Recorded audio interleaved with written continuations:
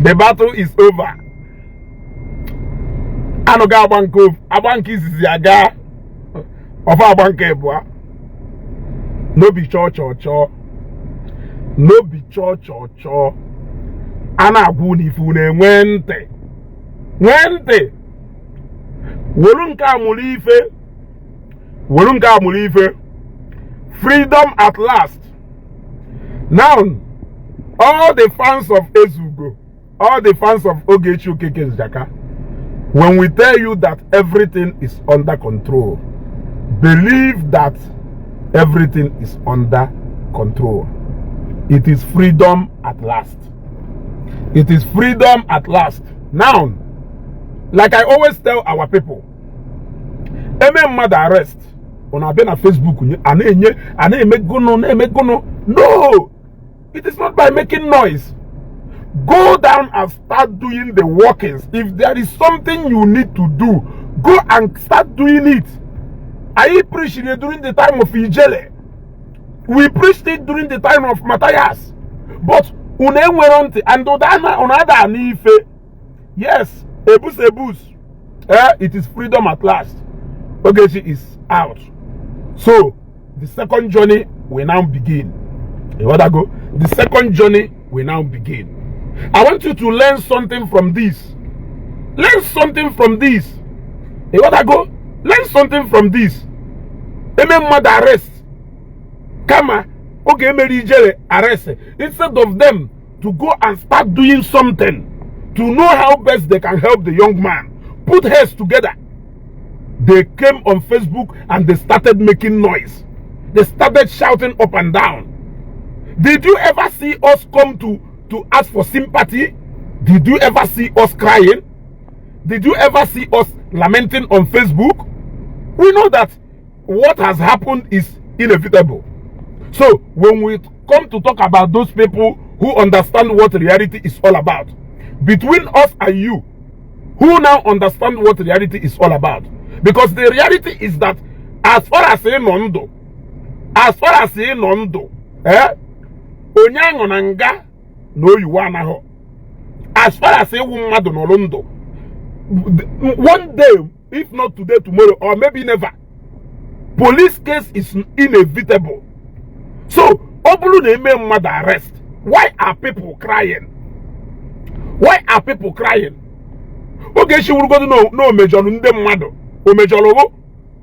Allow those people o majolu to cry their cry. Allow them to sort out with Ogechi the way they want to sort out with her. I'm not you. I'm not you.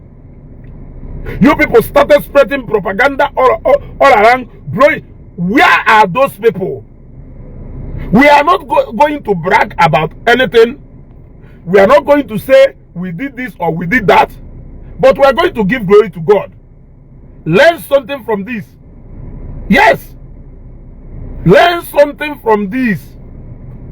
When you don't see Ezugo coming on Facebook to come and lament, I told you, I will never for one day condemn those people who arrested Ogechi. In fact, I am going to commend them.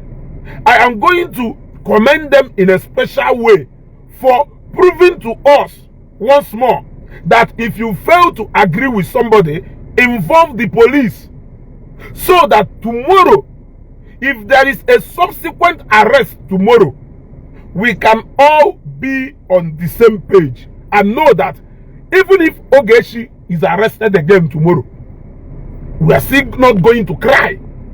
We will still do the best we can to do what? To sort out the problem. The problem is what you should concentrate in sorting out and not coming on Facebook. So they were shocked to see that we did not come on Facebook to start lamenting. They were waiting for us to come on Facebook. Intimidation. When they did not see us doing so, they were so shocked. Why are these guys so confident? Why are these guys not talking? Why are these guys just assuring their people that things are okay? Which is what I expected them to do when Ijere was arrested. Mobilize your people and tell them that there is no cause for alarm. Tell your people to come down. Get down to work and start doing something. Now, have you people seen how things are being done? We are not here to brag. As a matter of fact, there is nothing to brag about here. Thanks to everybody. And let me tell you one thing again. You may not like Ogechi. I understand that you may not like Ogechi. But there is one expo I am going to give you. Try as much as possible in your business field, in your academic areas, in whatever you do in this life, to build the kind of family Ogechi Nwelu on Facebook. I have confirmed once more Ogechi no wakarisia wanyi. No whether no Ogechi ejerunga or no Ogechi ejehunga, the kind of love people show, people who fans Ogechi show Ogechi is massive. I mean, that is enough to encourage somebody to be strong wherever the person is. Yes, I am not trying to over exaggerate or blow something out of proportion, but I am telling you that the kind of love followers Ogechi, they almost want to run my battery down. Ezugo, is it money? What is that? Do we need? In fact, hey, is it money? Tell us if it is money. This could have been an opportunity for me to raise as much money as I want. Yes, this could have been the best opportunity for me to raise as much money as I want, because people were calling me. They were not just calling me by just word of the mouth. They were telling me, Ezugo, is there something you think we can do? People were calling, connecting in the different way just to see that they help out. Chief Pilot, you are wonderful. Chief Pilot too, you are wonderful. You will know your true friends when you have problem. I can tell Ogechi that Ogechi Nwelu a wonderful family na Facebook. Yes, it is not all about all this noise and they make it on ground. When the real issue comes, I can tell you, even if Neri is Ogechi, only the kind of confidence in Nwelu, because I know the kind of call. In fact, some people in their message the same. Amaka look. Amaka look, I will never allow you to sleep until Ogechi comes out. Amaka look. Amaka look on phone. Amaka look on phone more than, let me not lie. Amaka look on phone more than 150 times. Awesome. Ezugo, I will never allow you until Ogechi comes out. And that is what we are talking about. You may not like Ogechi, and I am not saying that you must like or love Ogechi, but I am telling you, if you have the kind of family Ogechi have on Facebook, despite the kind of hatred in Welebono, then you should. I keep wondering, where are all these people coming out from? Every minute my phone on echo, every minute my choice look at all those people who has been calling and are not picking their calls. I want you to understand that easy. For the first time, power bank in Nwelu, 50,000 capacity power bank, for the first time. The love is massive. I am not saying this because Ogechi came out. Even if Ogechi did not come out, I am still confident that Ogechi will a strong family out there, and you should endeavor to build that kind of fan base for yourself. It is not about making noise on Facebook. You gotta go. It is not about making noise on Facebook. Now, let us not say that this is when the real work has just begun. You gotta go. This is when the real work has just begun. That is why I'm saying I am not here to say we are bragging. There is no need for that. But we are here now. Dozie Emmanuel, you are wonderful. Dozie Emmanuel Srim Ezugo. Is it money? If it is something money can do, tell me. I am 100% ready to comply at any time. And they received that message from more than 100 and something people. Ezugo, if it is what money can do, We are ready to comply. You see, this is what I keep telling people. Practice what you preach. It will make you to have a peace of mind. Did you ever see me come out to start crying? Why did I ever lament one day? I did not lament one day. They were slishing around, trying to woo us into coming out to start crying. They were trying to create panic. And I told you people, police is the safest place anybody can be. In fact, as a matter of fact, police offer. Yes, because Nanda I prefer no police. Because you may thank you very much. You gotta go? Yes. I can prefer no police. And I told you people, police detention is not a sentence. It is not a jail sentence. For God's sake. Yes. It is an opportunity for you to look for a way to sort out your issues, which is not a problem. Now, why is it difficult for these guys from the other side to understand this simple principle? Yes, when somebody calls police for you, it is not that Nonya committee go the greatest crime ever. Get down to work and see the best way to sort out the issue instead of talking. Now they went to Zone 13 Upo. They went there to go and create content. They went there to go and create content, to go and laugh, to go and do whatever thing. Why the real people are not even those people making videos? The real players are not even the people making those videos. I told you people, Nande jealousy, Ejecha anozi, has steps there aside. Let us sort out with the people who have jealousy. When I said that, you people did not understand. Nda undem bajozi, ozi kafa jelu, and the fair jesha gozi, hapuzie nanko, kaina nde ha jealousy discuss zie man to man.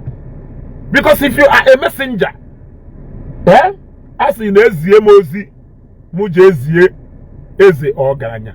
Eje zie ye manase mbute enisi mbute enisi. So he just shows ya he nanko. Can they just discuss zie man to man and look for the best way to sort out the issue? You want to go? Now, une je gozi. Na uzienu jezie report one back to ndunu jealousy nozi adugo successful on the portal na Facebook nyebe mpoto. Bito nyebe mpoto more than the actual people unu jealousy. You want to go? Does it make sense? The answer is no. Now, like I said, we thank God for the freedom. We thank God for the freedom. But as we keep working to make our sister feel at home, to put everything in order, we are going to explore different means where it is necessary to make sure that our sister feels at home. We are going to use every option available. Both peaceful and to make sure that the right sensible people, that things are in order.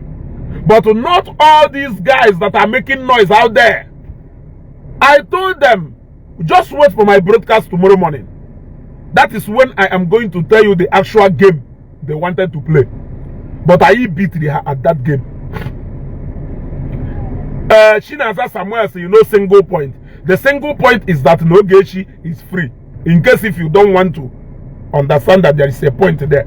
The point is that Ogechi is free at last. Yes.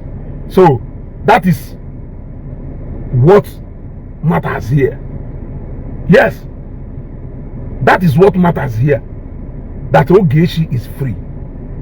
In case if you say there is no point there. Yes, Ogechi is free now. It's free now. And let us continue in that way until our sister finds his total freedom back home here. This is her home.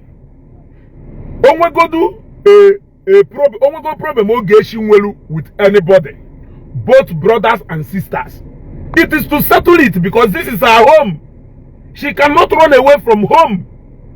Yes, good and mad no problem. The best thing to do is to confront your fears. Go there, sort out issues. Ibulo mado, izurori, or something kageku, may 1 or 2 things, except to ruoku. This is her father's land. Yes, this is her father's land. So if she runs away from Nigeria, where will she run to? It's a question I am asking you. If Ogechi runs away from Nigeria, where do you want her to run to? This is her home. And you should appreciate and be happy that Ogechi came back at last. If it is not for anything, you should know that she came back here. Oh no, problem. Let it be sorted out.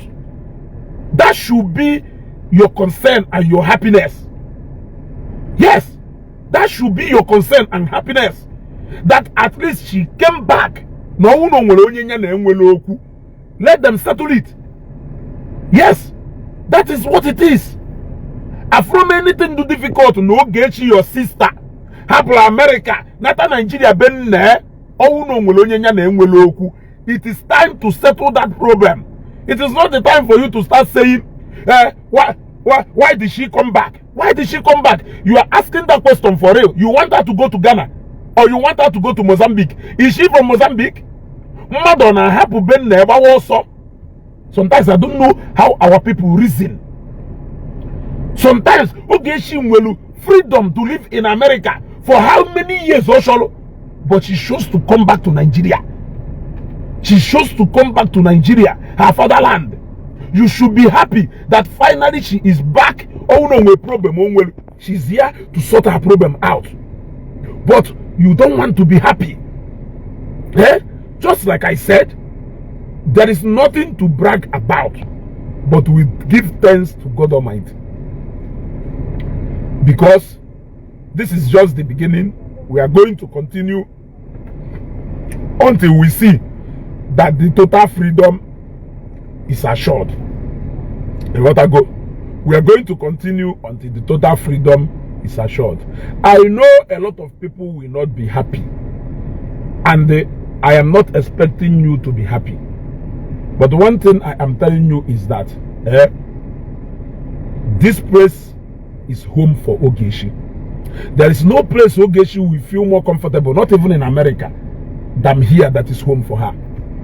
So I don't know why you are not happy that she came home.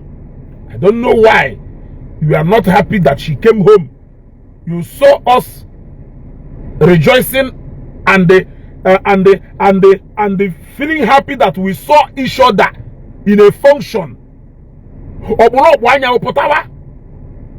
Why are you angry? Were you not expecting us to be happy now if we each other after a long time? I am asking you, were you not expecting us to jubilate for seeing each other? So when I see her, I should walk past. We should not enjoy. We should not have fun. We should not rejoice. Because of what? You enemy of progress. You amosu. Enata amosu. Adamajo ajujo. Enata amosu. Shinedo Koli, I can understand your pain, my brother. But I am telling you, it is a reality for you. It is a reality for you. I keep saying it. I can never be against anybody who arrests Ogechi, even tomorrow again. But the most important thing is, when you arrest somebody, you are arrested with your people. Should take the necessary step. There must be ways to resolve that issue. There must be something to do to resolve that issues, rather than coming out on Facebook to come and cry for sympathy. Who are you crying to? You are coming out to cry for sympathy. So now that what do you have to say? What do you have to say? Do you have anything to say? Do you have anything to say? the real people who did things are not even talking. The real players are not even talking. Non demba jozi. No ne nyempoto na kunenu up and down. The real people who did the nya ndemeli fene na afio adade ekwoku no nde di lozi one ekwoku. Just like I told you people, there is nothing to brag about, and there is nothing to do whatever thing. We can only give God all the glory for perfecting the first step. Yes, from this first step we are going to proceed, do everything possible, do everything needful to see that our sister find her place again in this place and our home. What people don't know is that many people now condemn Ogechi has done worse than if Ogechi made on Facebook.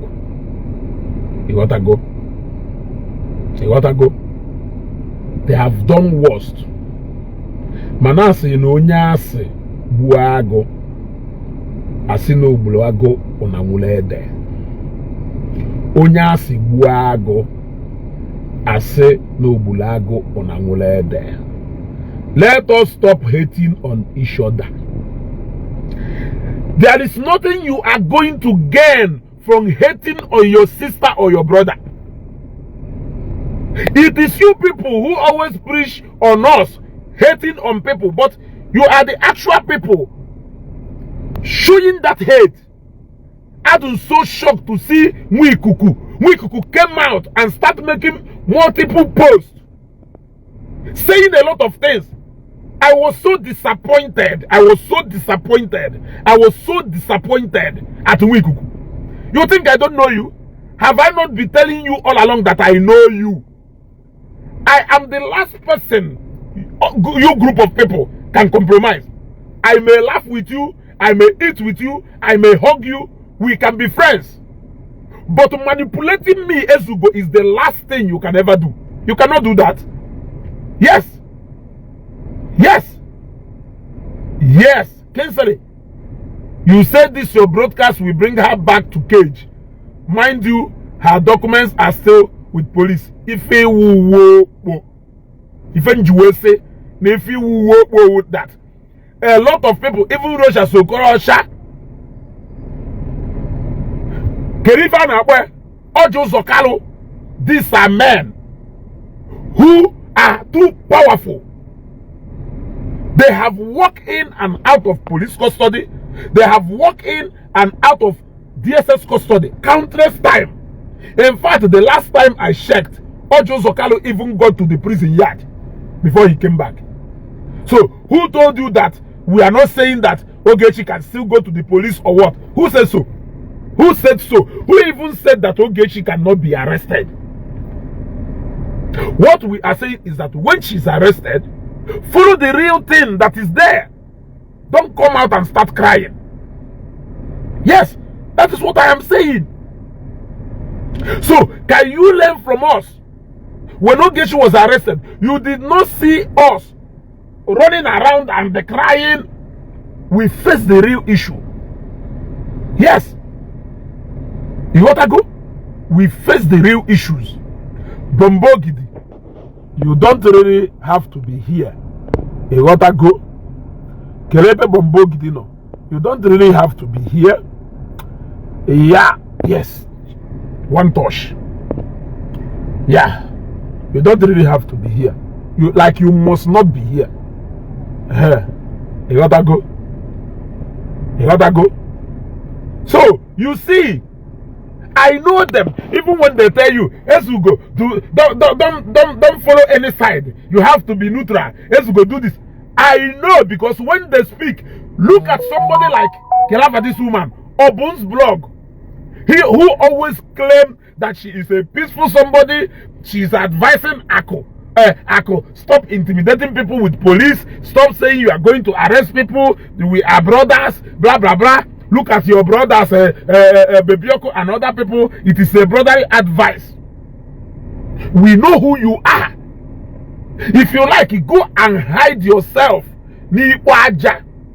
Mwa wezu go ya be bonita jaho. Wo puta go sindo wife wo. Suddenly, you people started celebrating arrest. I thought arrest is not a good thing. Kudos to, what is his name? The likes of Dibia Konushe. I have never agreed with him in most cases. Yes. But always something I like even the madonna. Wish that neji ekwu. Like I am agwa ndị mmadụ. O nwere ife kpatalụ mmejina who wolu Matthias. Carry a lot of people that are following him. Do you know why? Matthias declared onye owo. He is not hiding anything.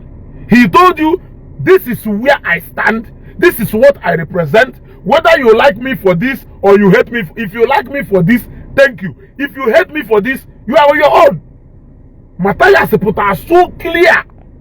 But what you see are a group of double-faced people running around Matthias who doesn't have a stand. Yet they forgot that though far more intelligent than them. You see, we know every equal, but you don't want to tell us that this is where you are standing. You think you can come and manipulate and brainwash us into coming to follow your Akonuchi. You must be joking. Look at how the little issue that happened the other day. So who go to the jail park, they arrest Ogechi. Is this not the time for you people to continue that message you know they preach during the time in jail? How are you people going to prove now that Nife Mary jail injustice? I am asking you. How are you going to prove to us now that Nife Melu Matthias injustice? Have you not succeeded in confirming to people that they were right na the way they handled Ijele and the Matthias? You see, that is why in Jigwago. Nguma na ejekwa atu mmadu na alusi ushe udie maka inwere ike tuo na alusi igbu onwe. Because that same thing you are accusing somebody for, you are 100 times guilty of that same thing. Yes. Yes. Now, that same thing in a criticizing mother for, it is just that you don't have opportunity. If you see opportunity, you are number one opportunity is I am a reliant demo. I am a reliant demo. Imagine if that kind of a person is Senator Hope Uzodinma. Imagine if that kind of person is Cletus Ibeton and Newi. Imagine if that kind of person is Engineer Ato Eze. Those people who, by a mere phone call, can change a whole lot of things. Imagine if somebody like that is in the position of Nda Aneku. Imagine what he can do to people. Imagine what they can do to people. So sometimes when people are helpless, they cry. You won't know that they are crying because they don't have opportunity to do what they want to do. They don't have opportunity. Now, the moment they see the slightest opportunity, you will see what they are going to do. They have just proven it to you. I told you, arrest is a right anybody can exercise in Nigeria here. Even me, Ezuko. I can be arrested tomorrow. Yes. I can be arrested tomorrow. It is not a crime when you arrest somebody. Yes. I said it when Ijele was arrested. I said it when Matthias was arrested. I repeated it when Oge was arrested. I will repeat it again tomorrow if Oge is arrested again. Or if anybody is arrested again. But what I said is that Obru name mother arrest. Can you stop crying and do what is needful? Do the needful. If there are things you need to do, I don't care what those things are, go and do it. When I see the people that are rejoicing over Ogechi's arrest, I cry. Look at Adamami Water. Look at Adamami Water coming to endorse J-Park and Governor Ezioku for arresting Ogechi. It is a shame. I know all of you who are hypocrites here on Facebook. You can hide, but you can't hide for a long time. Real issues will always expose your emotion. You will pour it out. People will see you for who you are. You think we are the bad ones because when we say something, we stand. And people are mad that if we are black, we are black. If we are yellow, we are yellow. Ina megale kagwo. Ina megale kagwo.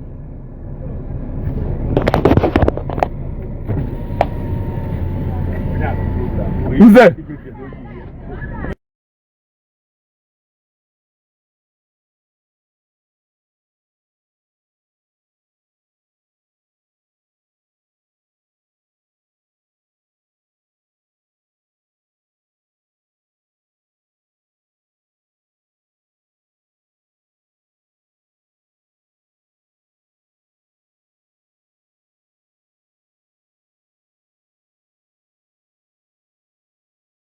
Again, I come that I know any said column that how they Have a Sunday. Have a Sunday. Or Abaga was. Oh, aye. I want any traffic. Who not post, bro? Yes. Especially in them where you get better one accommodation.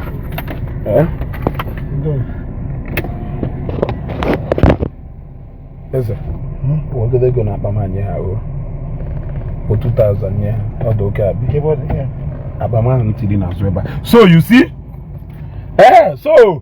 when I tell them that it is not by making noise, practice what you preach. Only few people in this life practice what they preach.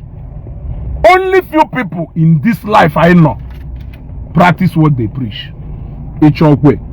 You may be provoked when I say that, but yet you know that what I am saying is the reality. You gotta go. You cannot condemn something that you will do on your own time, then you will justify it when you do it. When you condemn something that it is bad, let it be bad, even if your own person do it. That is what makes you a principled somebody. And for that reason, I can give what is his name? Dibia Konushe. A credit on all this. Yes, he was against when Ijele was arrested. He was against when Matthias was arrested. Okado against when Ogechi was arrested. Even when Ogechi Abulo, his favorite person. But because Nodo against Ndibo arresting themselves, he is still arrest against because Oka understand the fact that Ogechi won Igbo. Yes, or understand the fact that Ogechi won Igbo. You want to go, and that is what you call somebody being a man. Even if you don't like that person, but you appreciate the fact that that person is living the life he is preaching. Yes, that is why in Juwebon, all this double-faced life will not be on Facebook. I don't have time for it. You gotta go. You can hate me, you can like me, but I don't care. I don't care. You gotta go. How on earth can you tell me that you are against Ndibo arresting each other? You are against people arresting Matthias. You against people arresting Ijele. But you are jubilating when Ogechi was arrested. Who are you? I am asking you. Who are you?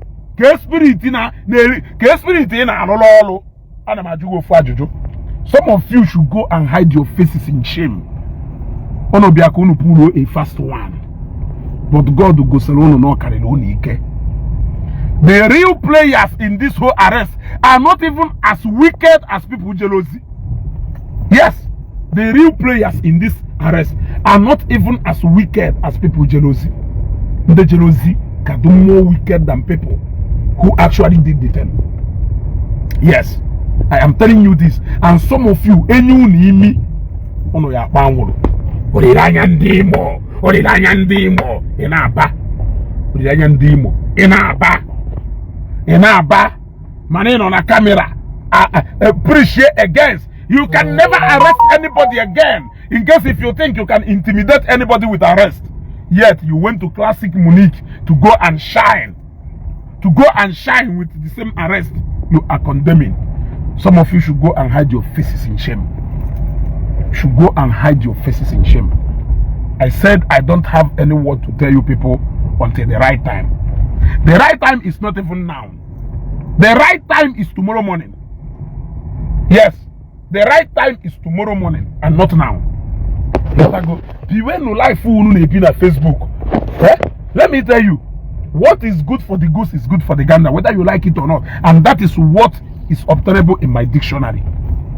Yes, that is what is obtainable in my dictionary. I appreciate those people who stand for what they represent, even when the whole world are pointing against them. Those people, the moment you try to convince them otherwise, you will go for change. That is why I will pick Matthias before I pick any of his followers. I will pick Matthias before I pick any of his followers. Because Matthias is even more straight than most of the cowards that are following him. Ijo Nyata or Koifa, Ijo Yechi or Koso, Ijo Wanechi or Canada. But Matthias will FIFA Kona Kologo since over 1 year, since over 2 years, or FIFA Kona Kologo. But you are trying to say that you are his followers. You want to go? Or reject, go everything, go see what he represents. Some of you may make a chameleon. If you watch Chagalo, if you Ijigalo, yet I draw, it's an only vehicle. It's an only vehicle. So we kuku on ifela he meuketa. Where are you going to hide your face? You are only going to come out again when you see anybody arrest Ogechi again. And we can assure you that arrest is a reality.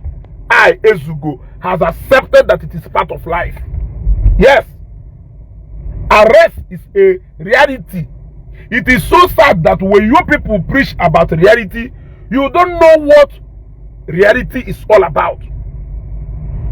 When you people preach about reality, you people don't know exactly what reality is all about. You want to go? Reality is what you cannot run away from, including you. You cannot run away from arrest. Some of you have to go sell in America, sell na Europe, sell in African country. What is different between you and Ogechi? I'm asking you. The difference is when you leave what you are supposed to do and you keep beating around the bush. I told you people that even the court don't operate on emotion. If you like, come to court, sit down there and cry. If you don't provide evidence, your case goes nowhere. There are things you should do. Go and do them. Stop crying. That is why you don't see me coming on Facebook to come and throw stone at anybody. I don't do that. They were trying to make things look like it is going out of proportion so that they can cajole. And let me not go to that area because I said it will be a broadcast for another day. But like I said, this broadcast is not about bragging. Nobody is bragging about anything. Yes, what has happened is not something that is not expected. I told you people that police is not a prison sentence. Onye kpọrọ police shokago na edozie. What I go?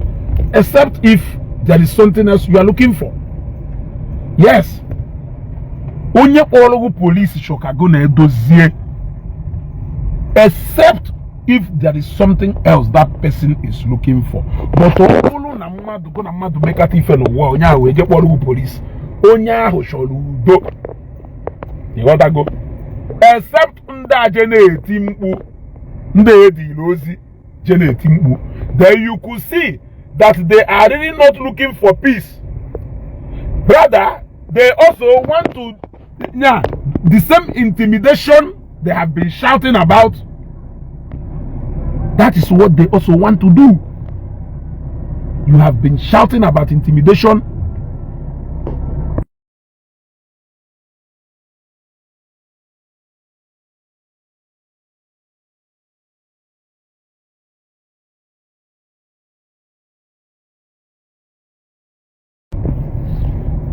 You see, the same thing they are condemning is the same thing they turn back to come and do.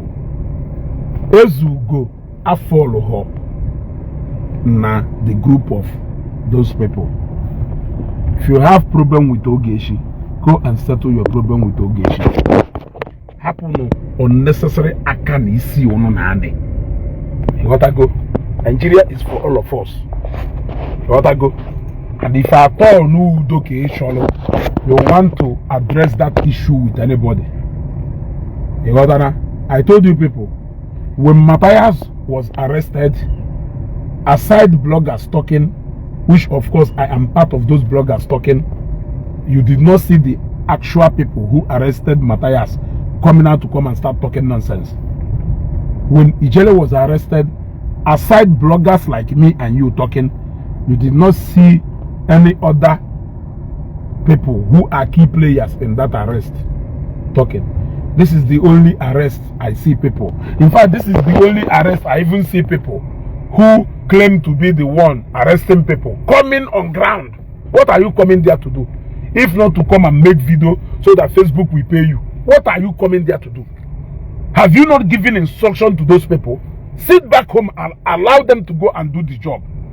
Even when they did the job, you decided that now a jebuteru foam, they were in a police station. A buto foam, they were in dinner. Mua berry fonia arrest and Norongo Manolo. Kelisi here. Ojoye na Jomwe.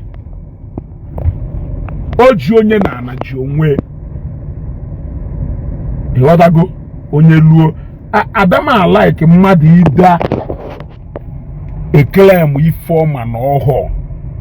That lifestyle na fumezibo for. If life man or life in a claim we by all means. Look at me, Kuku. You have to be neutral. Stop taking side. You don't only disgrace when you came out since you were arrested. You have made more than how many videos? Are you not ashamed now? Are you not ashamed now, Kuku? Only fele me bohu. It showcase gun mbowa onyewo. So even if you go in now, it is too late. If you go out from your shell and people have seen you for who you are, I thought you are not taking side.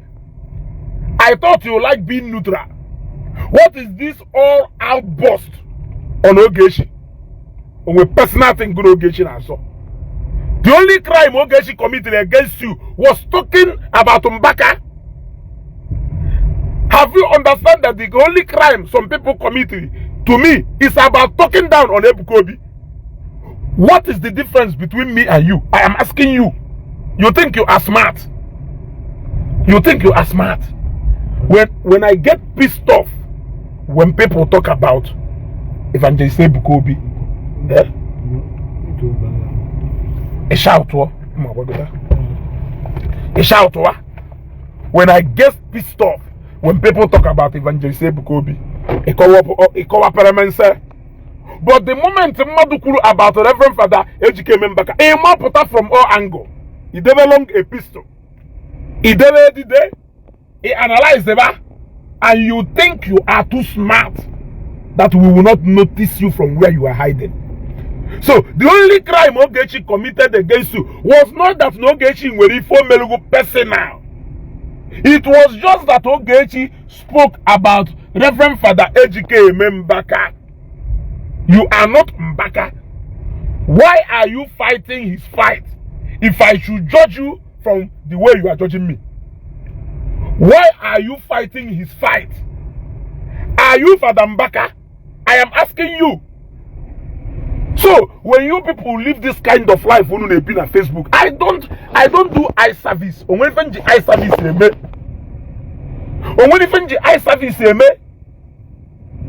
I am telling you. When you find eye service Facebook. Everybody is entitled to his or her own opinion. Even when I am not okay with your own opinion, I still have the right to react in any way. It all depends on how your reaction comes to my action. I may win, I may lose. It is what it is at last. But when you keep claiming, look at Obun's blog, we know where you are standing from day one. But you keep hiding. You are advising Ako. Advising Ako as who? Onyekewo. When we know you, you think we don't know you? We know you. The moment you drop a post, we know what you are. No matter how you try to sugarcoat that post. So, many of you are actually 100 times more guilty than Ogechi. Yes. There are so many things that people said about Senator Ifeanyi I can release to you. I want you to confront all of them one after the other and accordingly. Ifeanyi is my senator. As a matter of fact, I've said it in a program and people thought I was lying. That my first son, I am going to name him after Senator Patrick Ifeanyi. One of his name, it is a personal love I have for him. You want to go? It is the kind of love I have for him. Yes. So you can't claim to love him more than people like us, because I know you don't even love him. It is because of Ogechi. You don't love him. Show me what you have done to show us that you love him. I want you to show me. Show me one single thing that you have done to show us that you love him. You people should stop living this kind of life. All of you came out all of a sudden. You became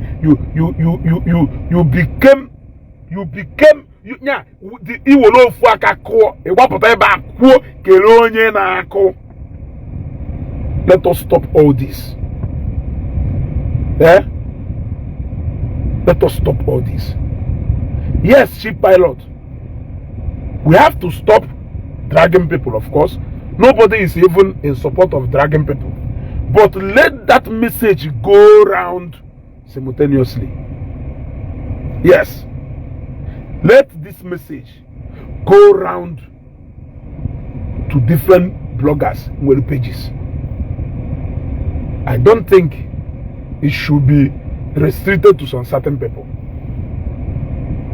You want to go? I don't think it should be restricted to some certain people. I said my slogan in this life is, do unto others the way you will want others to do unto you.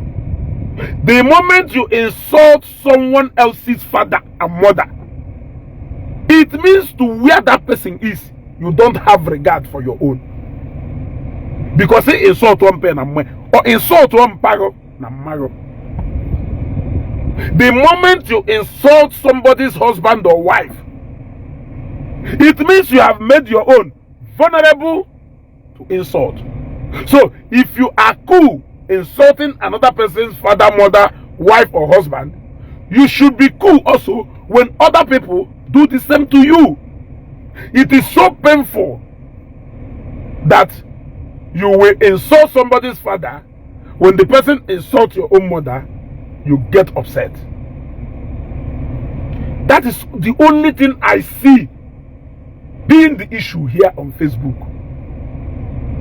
What you support here, because this person is your favorite person, you will condemn there because that person is not your own kind of person. So, how are we going to get better? Speed Darrington just said a whole lot of things about Burna Boy. I came out to condemn it. A lot of people came after me. Now you that came after me because I was talking or I was advising Speed Darrington, what justification do you have to be against Oge? I am asking you a question. Can you for once sit down and reflect on this message in the new? Forget about that hyping. Let's forget about the arrest for now. let's talk about the real issue, because anybody can be arrested. Even the other time, police summoned a House of Rep member, Alex, and he answered. What I go, police now summon a minister, and the minister will answer. Sometimes they will be detained. So meaning, if a minister can be detained, if a former governor can be detained, who are you that you cannot be detained? The only thing there is, after you are detained, are you ready to take the necessary steps? I don't care what that step is. I don't care what that step is. Because I go, the wahala becomes when you are arrested, you will go and start crying, you start running. When Sahara reporters, you start running to Sahara reporters to start making posts. Sahara reporters make a post, you celebrate it. Another news platform make a post, you celebrate it. You even want to take it to CNN, you want to take it to Al Jazeera. That is the problem I have.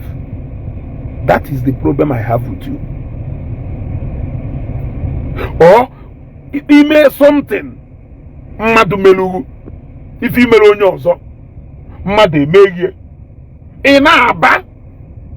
And that is why I don't think no when Wadibia had 100, had only 20% in well justification. Ije before Aroset 1 man. Because now the whole of other people, if I had to Madon Alose, Hannah encourage you in one way or the other. You see? So if we continue to live our life this way, how are we going to progress? Did you see me crying? I did not cry. Even if Ogechi end up in prison, you still go to prison with pride. That is it. What I go? Or will you say no Ogechi decided? No Ogechi jena yayo mbunya. I myself can never tell Ogechi what to do. If Ogechi chooses to say, okay, I want to beg, it is still her right to do so.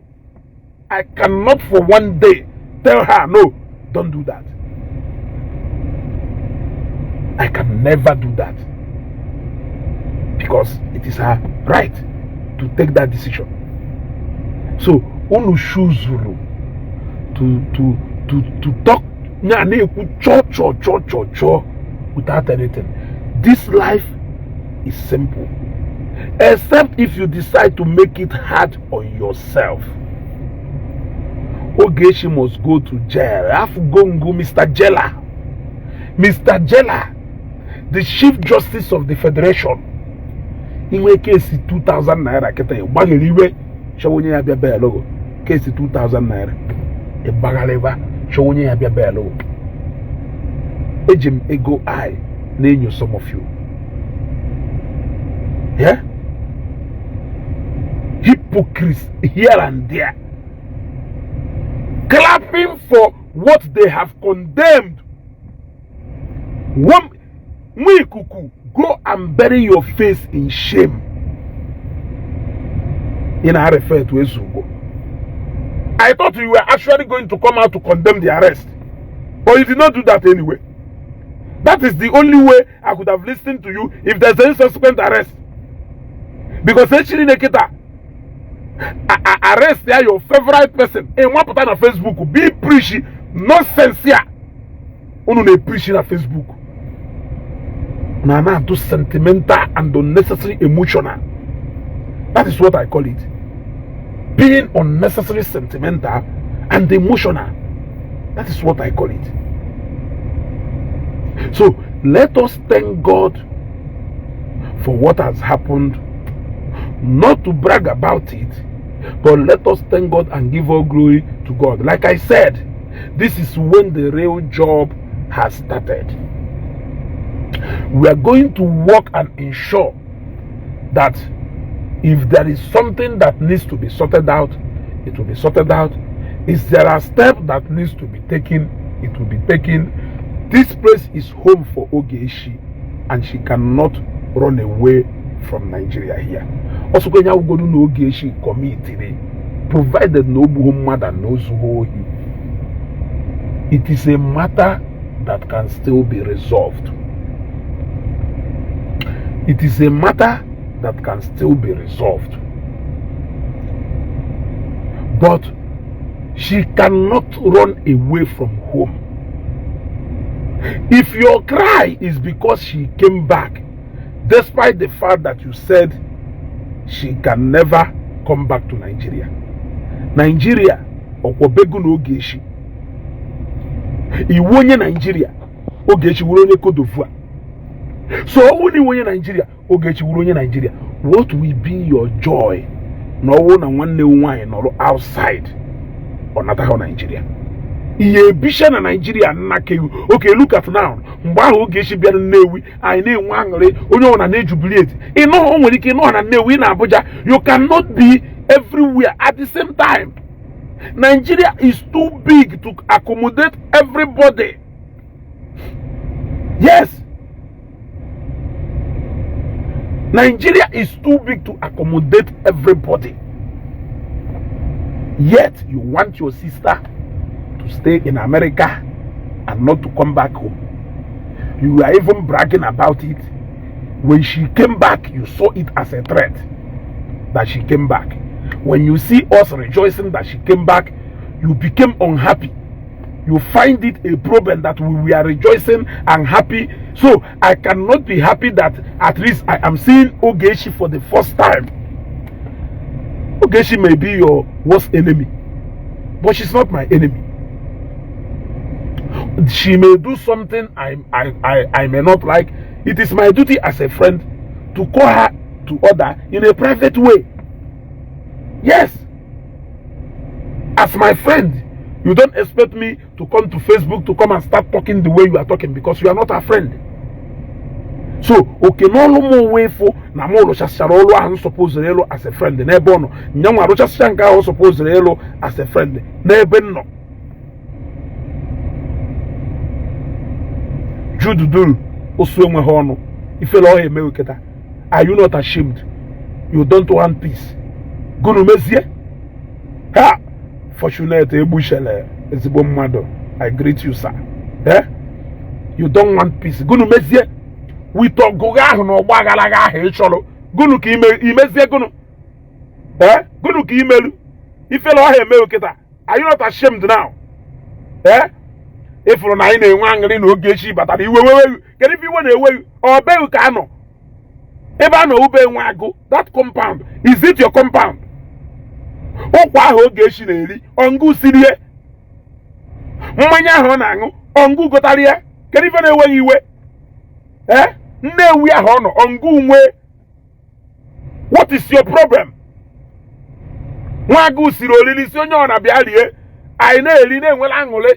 What is your cry? Nigeria on good way. Good no Ogechi way problem. Go and sort it out with her. Stop all this. You cannot come back to Nigeria. You cannot come back to Nigeria. That is the height of it. Yet when people do some kind of things, you come out to come and condemn it. What can you tell me the moral standing in Welu after laughing at Ogechi? To come out tomorrow to preach against anybody arrested. I thought you people are preaching peace. Ezugo, you need to use your platform to promote peace. Ezugo, you don't have to be biased. You have to be neutral. You have to be this. You have once on how to be neutral. Yes. On how to be neutral. I have learned from people like Nwikuku and Obon's blog how to be neutral. I have learned from JPAC and the governor Ezioku on how not to intimidate people. I have learned from these people how to promote peace among brothers and sisters. Yes. I've learned from them a lot of things. I've also learned from them what being a true Christian is all about. They have shown me and I have seen. Yes. They are now showing me what being a true and a real Christian is all about. How a Christian should conduct themselves, how best to be neutral and not to take side, how to promote peace, how not to encourage intimidation, how Igbos should not be using police to harass each other. I have learned it all from you people. So that tomorrow, you will not bring that preaching to my page. Some of you are actually more wicked than the devil. It's just that you don't have power to execute just like him.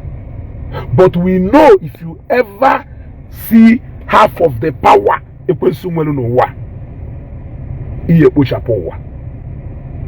want to go?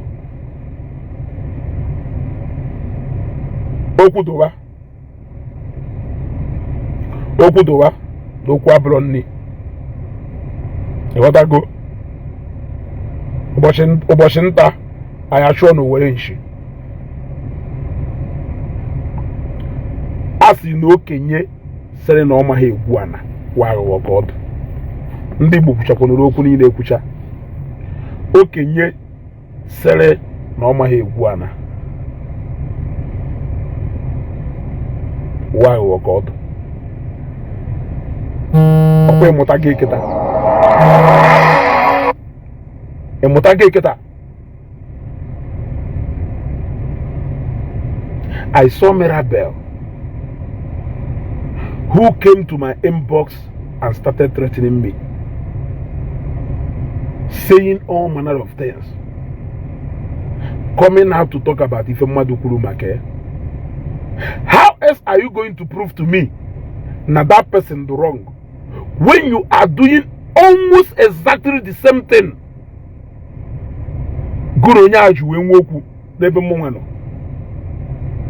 You said anywhere you see me, Ezugo, run. If I ever see you, I'm going to do this, I'm going to do this. Finally, if Ezugo, wherefore na afu dimba, afu go give me. Iwe fufu na nwoke that dimba ka nwoke. No ofu mbia ka mmadu ana. Okwa ifuru ya. Ewe ma no egbo onu ka na agba. E watago. Onwere ife mmelugo. Muna ga ade so okwu. Muna ga aso bu ego. Muna ga aso bu hana. But you just saw me because nefu na muna mmadu no in good terms. It becomes a threat to you. So some of you are even worse than the people you are condemning on Facebook. Take this message serious and you will thank me later. This is actually going to be a little short broadcast, but in all, let us give glory to God. Remember, it is not to be bragged about. It is not something to be. In fact, there is nothing to brag about here. But let us celebrate freedom. Let us celebrate freedom. For so many of you who are wishing Ogechi 5 years in detention, have you people now seen that at least name will justification for Ijere being where he is now? You see? You are wishing Ogechi 5 years, 10 years. But you are crying at continuous detention of Ijere by somebody that you people know. But you have refused to talk about that. Because Naka Jiziye Ahaka like you. Why can't you people use this energy now and look for a way to get Ijele out of detention? Why can't you people now use this opportunity and get Ijele out of detention? It is illegal detention. It is defamation. Defamation is a civil matter. You are not supposed to stay in police station after 48 hours. Blah blah blah blah blah. What is different from that same defamation and the one Ogechi on there. Have you seen? Ijele is your favorite. Ogechi is the one you hate. So that injustice you have seen in the case of Ijele, Ogechi deserve it 100%. So how are you going to push your message? How are you going to push your message? Okay, Bishop Akwoba, I think you have overstayed your welcome on my platform. Piam, off you go. Come back with another account. You want to go? You can come back with another account. You see? Why are they holding Ijele? They are intimidating Ijele. I told you people, stop telling me to live the life of a true Christian. Don't tell me that this is the life a Christian should be living. Live that life. Let me see and emulate and learn from you. It is very simple. And it is just a little test, and all of you have failed woefully. You have shown your real colors. You have shown who you are. Go and check all those people who preach against the arrest of Matthias. All of them are celebrating and endorsing the arrest of Ogechi. Look at Adamami Water. Mba arrest Matthias na Kelafa ya Ijele. Oye, they give long epistle every day. Ndị sịrị na ha kpọrọ onwe ha Christians, ndị sịrị na ha mere gụnụ, ma ndị na-atụ ndị ụka aka. Unu emebekwuo n'ife ahụ unu sịrị ndị ụka na-eme. Ebe na chọọchị agbasana. Onye na-emechi onwe ya akwụkwọ pasị ya.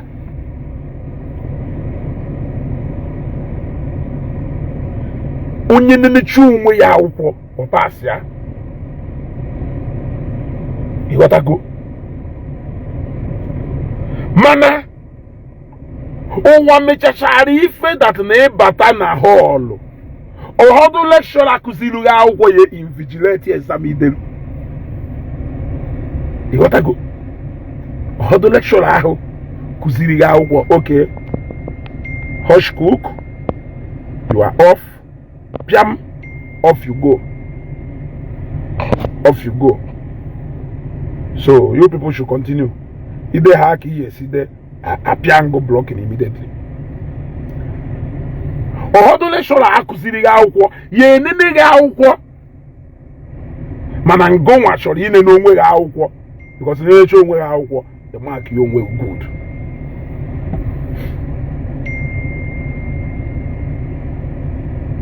Okay.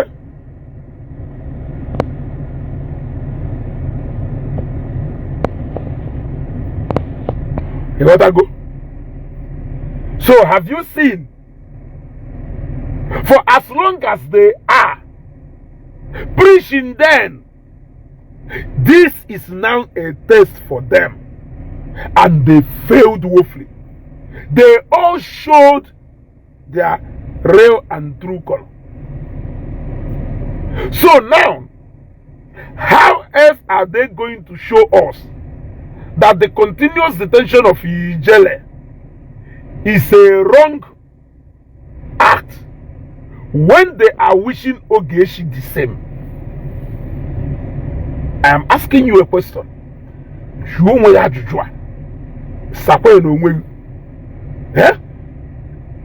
How are they going to prove to you that even arresting Ijele in the first place is a wrong move when they are celebrating the arrest of Ogechi?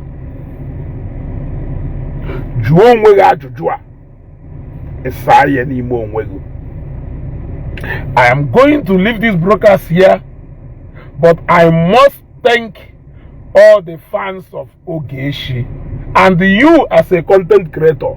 I am going to advise you in whatever you do, build a fan base like Ogechi Njaka. She may not be your favorite, but the kind of family Onwelu is the type you will love to have. I was shocked. People were crying. Ezugo Geshi, Ezugo Geshi, no be cho. I said it. Oh, one among should use opportunity away go from people. I can do that. Because people do willing to even bring out money. People do willing to say, what will it take, Ezugo? Is it money? People were making contact even when nobody asked them to. People were connected. Oh my God. Hey! I'm a content creator. Mwelu, the kind of fan base Ogechi Nwelu.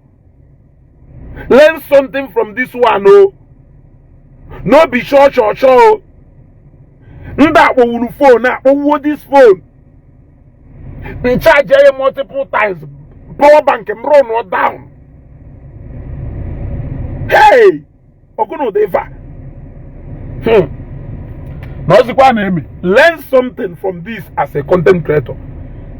Build the kind of family Ogechi Nwelu on Facebook. Ogechi Nwelu, a wonderful family. Afolonya. People were looking for my contact everywhere, calling me Ezugo. Hey, Ima Bane, Malahola, phone, mana vibrating, ring. What is this? People were failing to eat.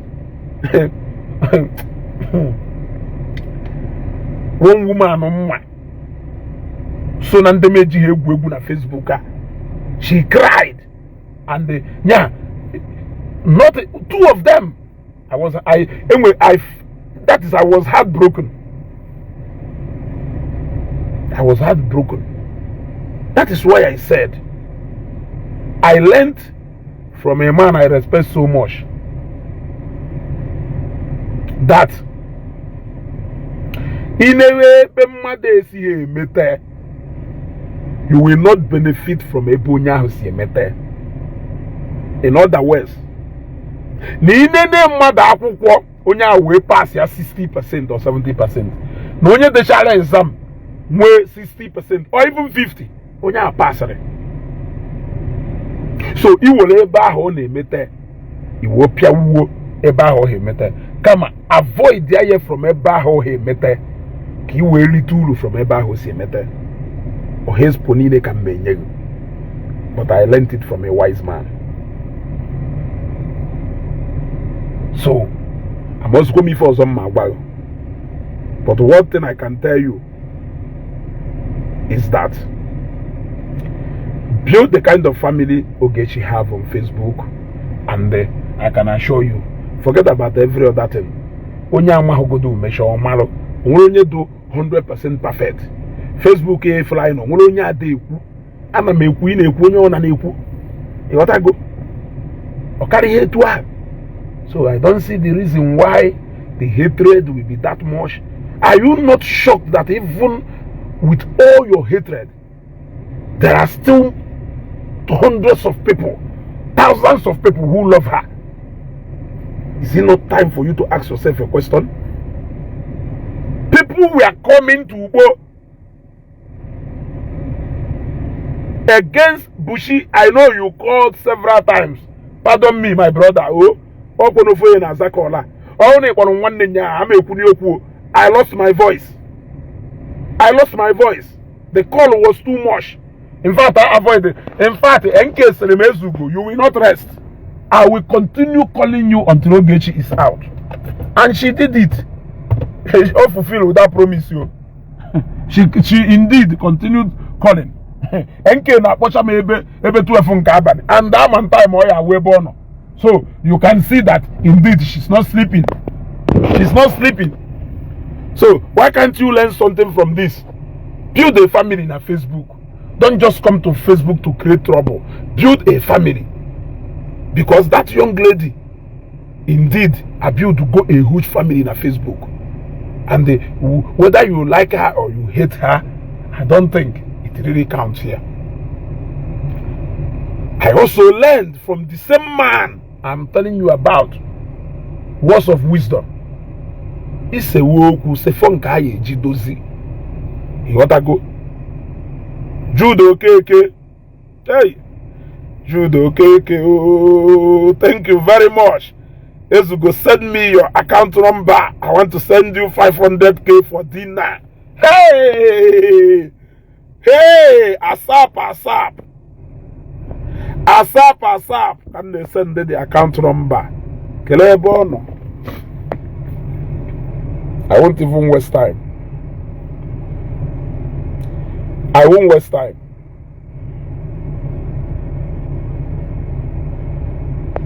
Mesha broadcast yakita. I got straight to next center. Jengwala angole. Here go. Hotel locally be yeah. Mesha angole yakita. I will go to the best to go and enjoy. Here go. I will go to the best of the best in Anewi to go and enjoy. When you ask me, hotel, oh, the best of the best in Anewi, I will tell you that it is Nest Center Hotel.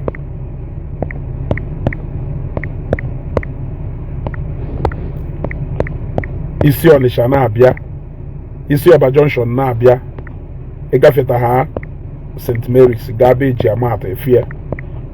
Isi traffic light na abia, Egafeta ha Obuneze bus stop Efia.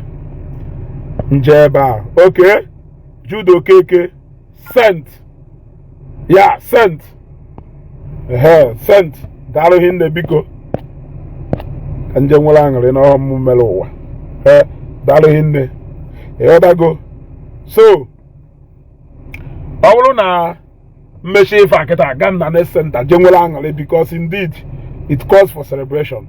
Remember what I told you. There's no need to brag and there's no need to do anything. We can only thank God. Let us thank God. But remember my advice.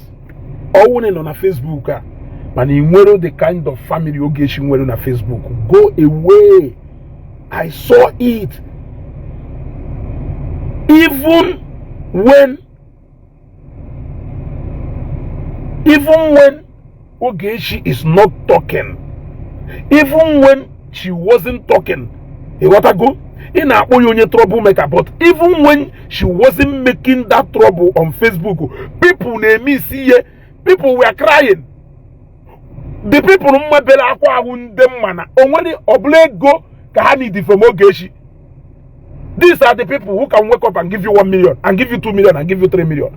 So I can tell you that it is Oblego Kafani from Ogechi. But they cried. Build that family. Yes. Build that family. Hey. Pin your account number. Hey.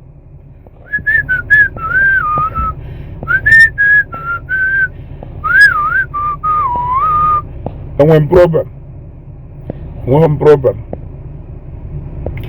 problem because campaign warrior pinned one touch. Akupa the gonya here. Akupa the gonya here. Here go. Akupa the gonya here. So ndem isilegwu ahụ Ogechi na-agba. Aka isi anwa ya agba. Ọ ya agbala ụlọ egwu ngobele oge.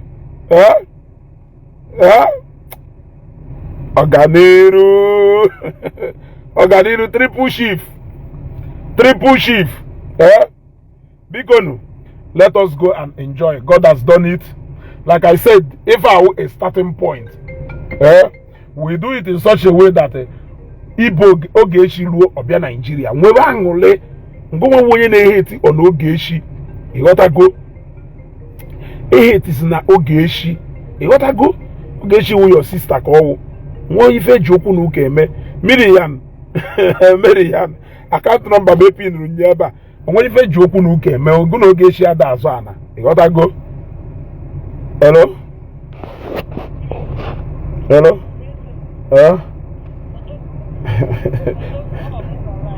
Yeah, I'm battering na run. Sit down.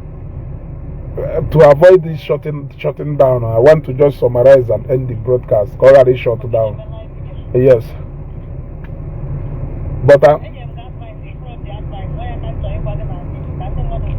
okay, can I? Next. Because someone stuck in a village. Christmas. Stuck in a village, and we don't go there. I can't want to say thank you. Need for this discourse, okay? Yeah. But a lot of people actually, a lot of people. Go ahead, phone because they are coming for you. If you not speak, I can't get advice. This is Darren. A lot of people tried. Thanks to Akozion, thanks to Mwagota, thanks to Mwagota Ifemutos, thanks to a lot of people. There are a lot of people that are even unknown. Some of them plead to be anonymous. Hi. They all intervened. I was shocked. I was shocked. I'm telling you. Don't worry, focus on your life. If you charge your phone, maybe tomorrow we'll talk. Thank you very much. Thank you very much. Alright. Thank you very much. Alright. I think I will be signing out now. But thanks to everybody who showed concern. Then for you who is hating, we are brothers and sisters. Let us stop all this hate.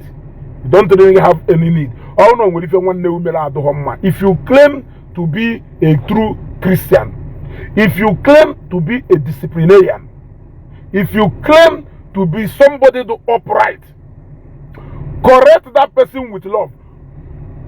In the way you react to that issue, reflect the way you will want that person to behave as a person. There is nothing that can teach somebody more than love. Nothing can teach somebody more than showing that person love. Giving that person advice out of love. People name that advice so easily. The moment they bear from the serious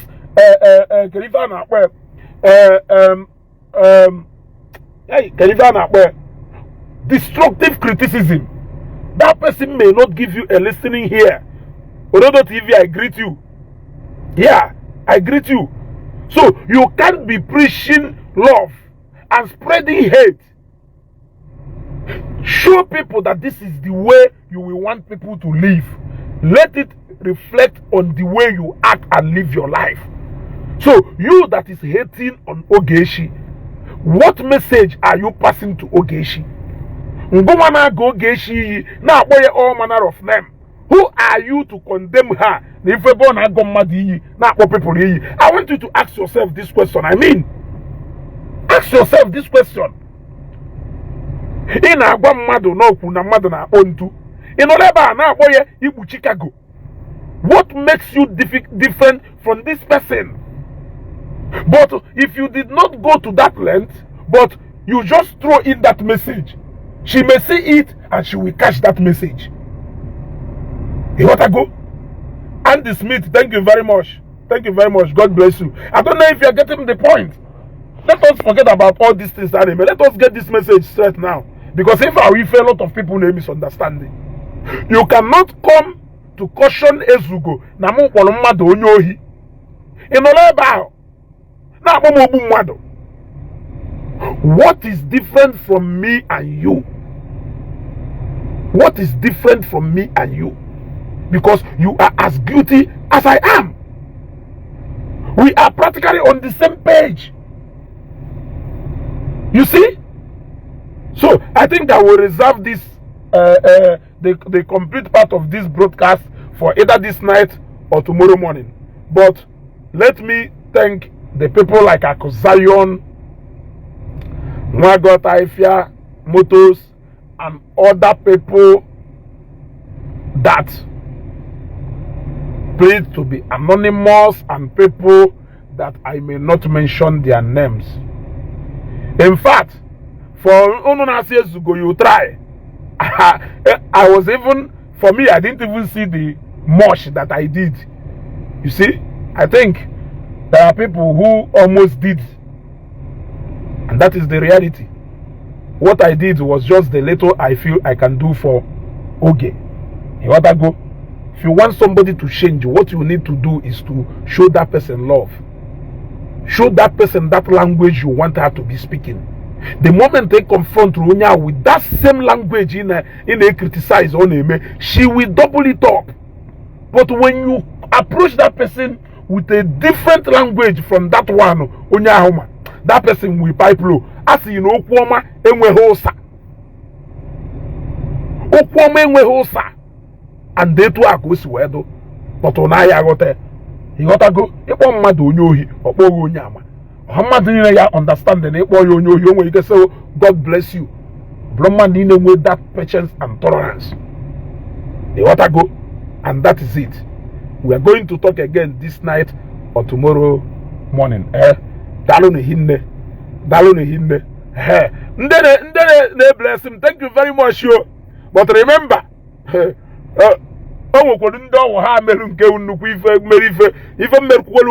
what I feel in my own little way I can do for Oge, our sister. You gotta go. But yo. You gotta go. Both from any side. Oku Tobagodu. Darono hinne. Kobo stamala imma. Kudoshiano. Umunnem. Kudoshiano. Ndi iwe na-ewe butu onu. Ndị iwe na-ewe butu onu. If I na-ekwu kudoshia, in peace and unity we can achieve a lot. When you face all this bickering and bickering, find a way to link up with Oge. Talk about issues with her.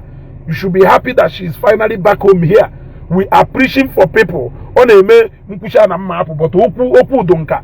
You got to go and oku inspiration. No oku waja. I learned it from my very good friend. You got to go. Oku inspiration call. You got to go. Meet her. We are advising our people to come back home and invest. In our Sunday, mwele go hayeji invest no far away. Odromma now, shake here your drumma. So who iwe na ewe butuo. We are all one. Ogechi Njaka and then go and Igbo. You don't have any need for all this bickering. There's really no need for that. So we need to target no victor, no vanquisher. God did it. And that is where I'm going to end this broadcast. You gotta go. God did it. Darren signing out. Thank you guys for watching this video. Please subscribe on this channel, share this video, like, comment, drop your thoughts on the comment section. Tell me what you think about this video. Please like and share. Subscribe on my new channel, share, comment. Thank you for watching. God bless you.